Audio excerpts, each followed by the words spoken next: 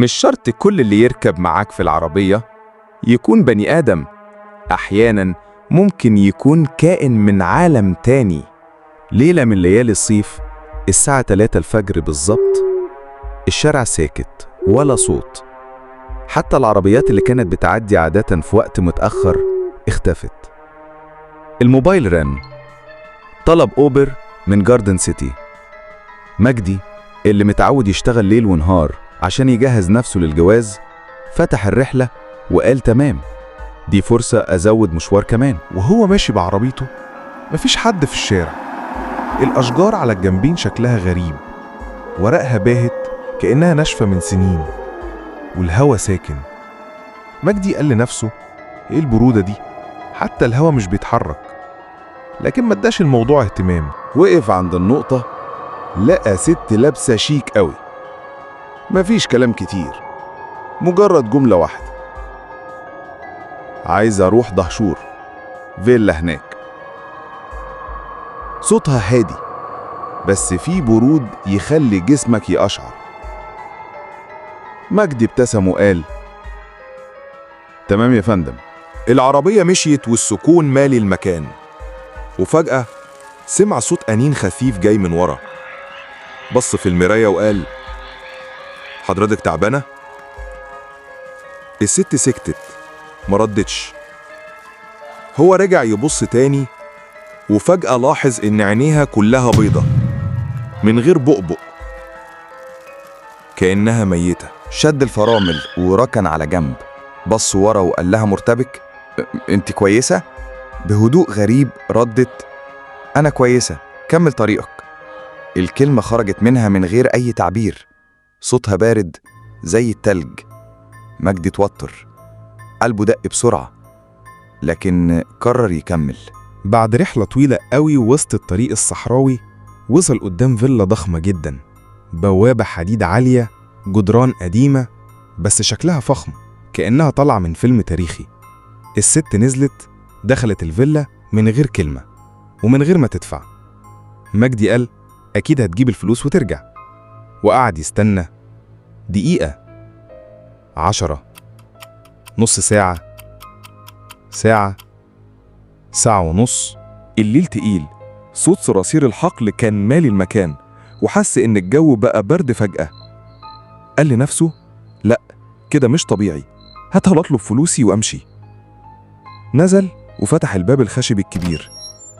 السرير بتاعه كان عالي كأنه بيصرخ. أول ما دخل لقى القاعة من ورا بشموع حمراء، لوحات قديمة، تماثيل بوشوش غريبة. الجو تقيل، خطوات بطيئة نازلة من فوق. مجدي رفع عينه وشاف راجل وشه أصفر باهت وطوله مش طبيعي، أكتر من 2 متر. مجدي قال بصوت بيرتعش: الست اللي دخلت من شوية ما حسبتنيش. الراجل بصله وقال: دي فيلتنا، انت جاي ليه؟ الكلمة طلعت منه ببطء وصوته رخيم يخوف. مجدي اتلخبط ومد ايده يطلع الموبايل يوريه الرحلة. رفع راسه عشان يوري الراجل إن الرحلة خلصت، لكن فجأة اتصدم. الراجل مش موجود، اختفى، كأنه تبخر من قدامه. دخل أوضة جانبية يدور عليه، لكن اللي لقاها قدامه كانت الست. تنفس براحة وقال: أخيراً لقيتك، أنا عايز حسابي. بس الراجل الطويل مفيش، اختفى. الست ببطء لفت وشها ناحيته، وفجأة صرخت صرخة شيطانية. صوتها كان عالي لدرجة حس إن ودانه هتتشقق، وكأنه جمجمته نفسها بتتفتت من الصرخة. لف وراه، لقى الراجل واقف، وشه مشوه، عينيه سودة بالكامل، بقه مفتوح بشكل مش طبيعي. لف تاني قدامه، لقى الست في وشه. حاول يجري، الأبواب كلها اتقفلت، الحديد نزل قدامه. بص لفوق، لقاهم متعلقين في السقف ووشوشهم مبرقة.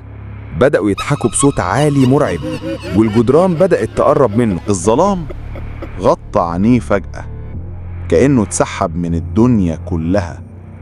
ما حسش بنفسه غير وهو مرمي على الأرض، رمل ناشف وخشن تحت إيده، وصوت الهوا بيخبط في ودانه زي صفارة موت. فتح عينيه بالعافية. الدنيا كانت معتمة، لكن كان في نور بعيد كشاف بيقوى أكتر كل ما يقرب. مجدي كان جسمه تقيل وهدومه متقطعة وإيده كلها تراب وسواد. بص حواليه لقى نفسه واقع على الأرض في نص طريق دهشور. الطريق فاضي تماما، ومفيش ولا بيت ولا فيلا، مفيش غير عربية متفحمة واقفة على جنب. العربية دي عربيته، الكاوتش سايح، الزجاج مكسور، وجسمها كله محروق كأنها ولعت من ساعات قليلة. مجدي بدأ يتنفس بسرعة، افتكر اللي حصل جواه، الضحك العالي، الأبواب اللي اتقفلت لوحدها، الوجوه المرعبة، والصوت اللي لحد دلوقتي بيرن في دماغه. وفجأة ايد نزلت على كتفه. التفت، لقى راجل كبير شكله من أهل المنطقة، صوته مبحوح تقيل. يا ابني، ايه اللي عمل فيك كده؟ مجدي كان في حالة صدمة، صوته متكسر بيتهته. كنت بوصل واحدة ست، دخلت فيلا جوه، كان في ناس وفي أصوات وفي...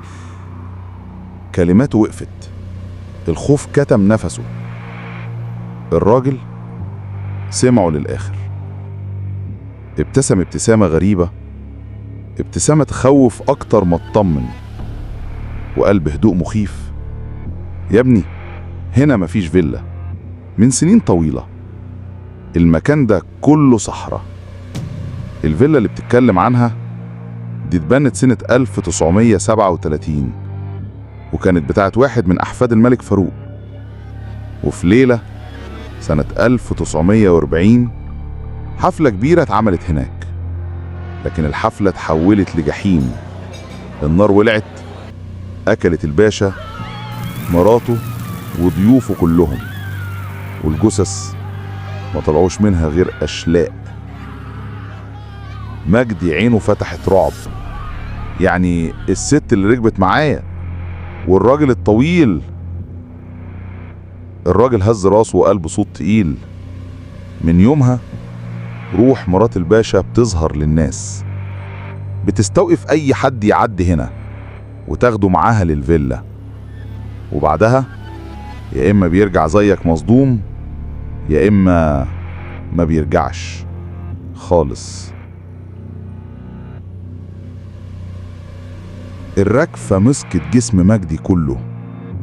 بص على عربيته المتفحمة، رجع بص على الطريق المظلم اللي قدامه، وساعتها فهم إن اللي شافه ما كانش كابوس، دي كانت الحقيقة، والفيلا لسه هناك مستنية. ولو القصة دي عجبتكم ما تنسوش تدعموا القناة بلايك وتشتركوا عشان يوصل لكم كل جديد من الرعب الحصري، واكتبوا لي في التعليقات لو حابين أقدم لكم قصص معينة، يمكن المرة الجاية تكون قصتك انت اللي بتسمعها.